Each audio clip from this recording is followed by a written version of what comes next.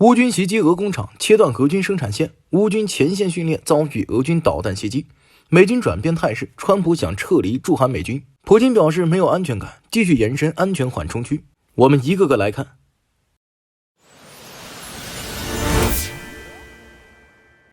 俄乌双方在胜利日停火后恢复了互相空袭。最新消息显示，乌军刚刚发起了新一轮大规模无人机袭击，图拉、梁赞、莫斯科、卡鲁加、奥廖尔、利佩茨克、库尔斯克和布良斯克等多个地区受到威胁，目前尚缺乏相关信息，但可以确定，乌军袭击的依然是俄罗斯军事目标，甚至继续遵守能源停火，没有袭击俄罗斯的炼油厂和油库。乌克兰武装部队总参谋部确认，20日夜里成功袭击了位于奥廖尔州的博尔霍夫半导体工厂，这是俄罗斯最重要的军事基地之一。10架无人机击中了目标。博尔霍夫半导体工厂为苏霍伊战斗机、伊斯坎德尔导弹和匕首导弹等俄制高技术武器提供了各类电子零部件。按照乌克兰方面的说法，即便受到国际制裁，该工厂依然能每年生产近300万个军用电子零部件，包括半导体器件、微电子等配件。克宫没有提及此事，仅宣称当夜击落了127架无人机。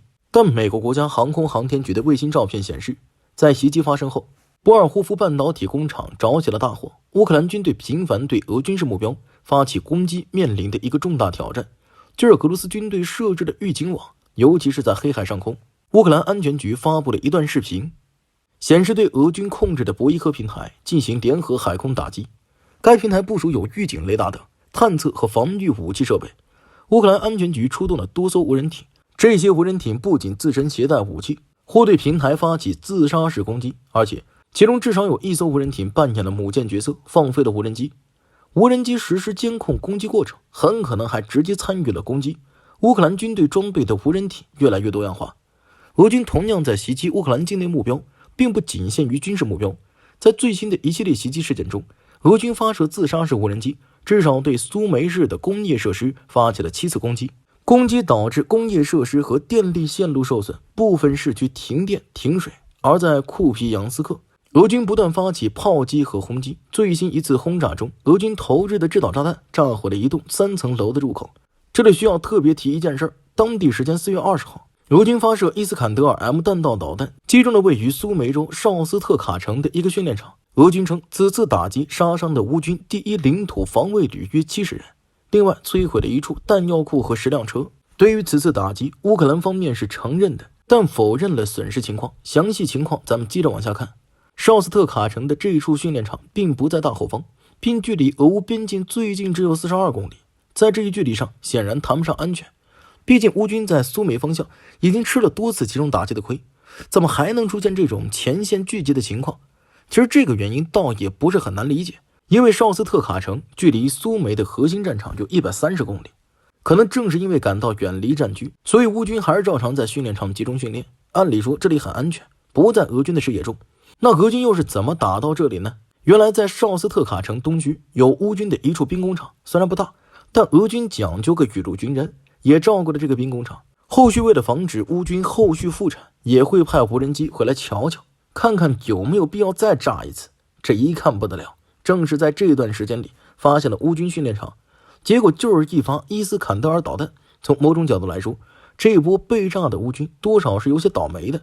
要不是因为兵工厂的缘故，俄军大概率不会侦察此处，也就不会有这次意料之外的轰炸。不过按照乌克兰目前的说法，这里被打击的不是领土防卫军，而是国民卫队。另外，对于伤亡方面，乌军所承认的是6人阵亡，另外还有10人负伤，跟俄军所宣称的杀伤70人还是有不小差距的。后续乌军将这支部队的指挥官停职，并将其带走进行调查。这次进攻也体现了现代战争的可怕之处，发现即打击，打击即伤亡。5月23号，《华尔街日报》报道，美国国防部官员和知情人士透露，美国正在考虑从韩国撤出大约4500名军人，并转移至关岛等所谓印太地区的方案。环球时报报道称，随着美国国防部制定的新的防御战略，驻韩美军的使命多变，需要更多战略灵活性。美国政府或就此施压韩国，要求进一步提高驻军费用负担。这些官员和一名知情人士说，五角大楼正在考虑撤出大约4500名军人，将他们转移到印度洋太平洋地区，包括关岛。其中2名官员表示，这是针对朝鲜问题的非正式政策评估的一部分。长期以来，美国在韩国的军事存在一直被视为对朝鲜半岛重新爆发战争的威胁。自第一任期以来，特朗普一直在考虑改变美国在韩国的驻军情况。目前驻韩美军约有 2.85 万人。4月份，负责监督亚洲美军的高级指挥官警告不要减少驻韩美军，称这样做将危及他们战胜朝鲜的能力，以及在其他可能在东北亚出现的冲突中取胜的能力。美国防长赫格塞斯今年早些时候首次正式访问亚洲，表示希望美国及其盟友重新建立威慑力，承诺在亚太地区进行前所未有的转变。被问及有关驻韩美军缩编的问题时，五角大楼发言人仅称没有相关公告。国家安全委员会发言人皮特阮表示，特朗普致力于朝鲜半岛的完全无核化。据韩联社5月23号报道称，韩国国防部否认与美国讨论过缩减军队的可能性，并补充称驻韩美军是韩美同盟的核心战力。基于韩军坚定不移地保持联合防卫态势，韩国国防部今后也将与美方保持合作，推动韩美同盟朝着该方向发展。然而，在韩国保持足够庞大的驻韩美军仍是五角大楼和韩国的核心问题。据环球时报5月16号报道，在美国国防部启动新一轮国家防御战略制定工作的背景下，驻韩美军可能将参与更广泛的远征行动，包括应对地区突发事件，进一步偏离传统遏制朝鲜的使命。其战略灵活性成为韩国的关注焦点。首尔书名女子大学教授金泰亨警告称，美国政府可能借这一议题向韩国施压，要求进一步提高驻军费用负担。长期以来，美国国防部政策副部长科尔比一直主张推动韩国承担更多责任，用韩军自卫。他曾表示，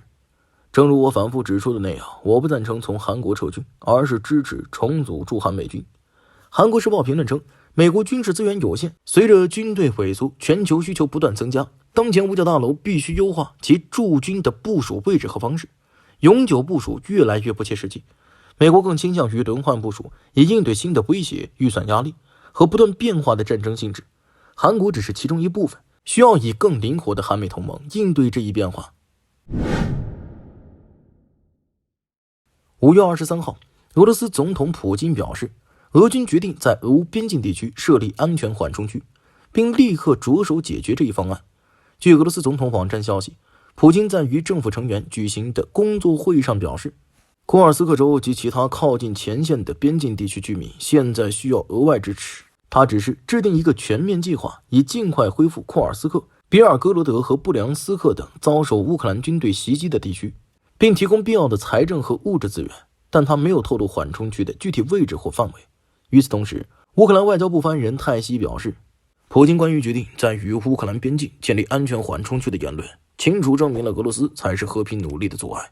必须加强对俄罗斯的施压，以迫使俄罗斯实现和平和全面长期停火。泰西还表示，乌克兰去年发动的库尔斯克行动，正是为了在俄罗斯境内开设缓冲区。